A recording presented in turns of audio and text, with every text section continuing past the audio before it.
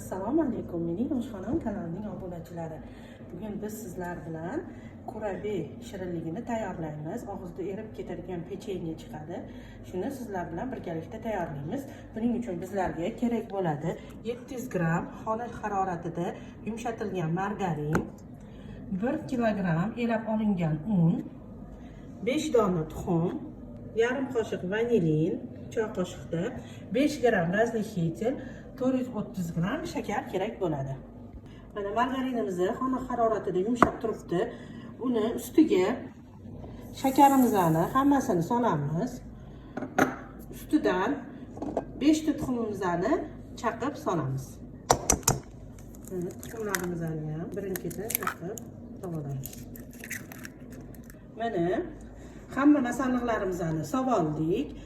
Margarin, shakar, tuxum. Endi bularni mikserda yaxshilab ko'pirtirib olamiz. Bismillahirrohmanirrohim. Hammasi bir xil vazda bo'lib, yaxshilab aralashtirib ko'pirib ketish kerak. Mana oppoq bo'lib ko'pirdi. Hamma masalliqlarni bir xil bo'lib aralashib ketdi. Endi mikserimizni to'xtatamiz. Mana mikser qilishimizni to'xtatdik. Endi bunga un, vanilin, razlixitel qo'shib xamir qoramiz. Endi unimizga razlixitel, vanilinimizni solib, yaxshilab qoshiq yordamida aralashtirib olamiz. Aralashib ketdi. Endi buni birinchi tog'orachamizdagi massamizga qo'shib xamir qoramiz. Tog'orachadagi massamizga unimizni, un, razlixitel, vanilin aralashmasini hammasini bu o'lchangan, elangan baravar solib, qo'limizda yengil aralashtirib xamir qorib olamiz. Buni unaqa ezib aralashtirish shart emas.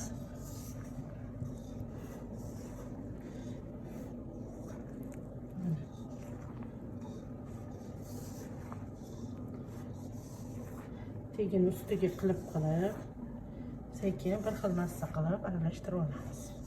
Qattiq bosmaymiz. Bunlar aralashib ketsa bo'ldi. Mana shu yo'sinda xamir qorib olamiz. Hamma uni aralashib ketgandan keyin nasatkaga solib, pechenyelarimizni nasatka yordamida gaz listiga tushirib olamiz. Mana xamirimiz ham tayyor bo'ldi. Endi buni nasatka yordamida listga tushirib olamiz. Buning uchun xamirimizni qopchaga solib olamiz. Gul chiqaradigan qopcha bo'ladi. Mana shunaqa qopchalardan foydalanamiz.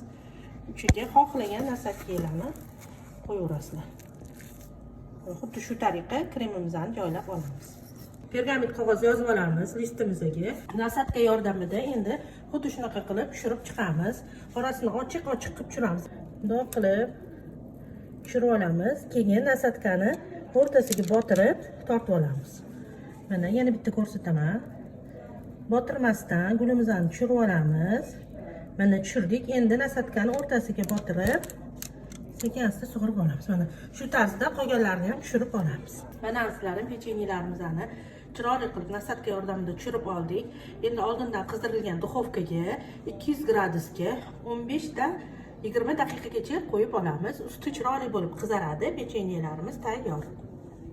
Mana azizlarim, kurabelarimiz ham chiroyli bo'lib qizarib pishib chiqdi.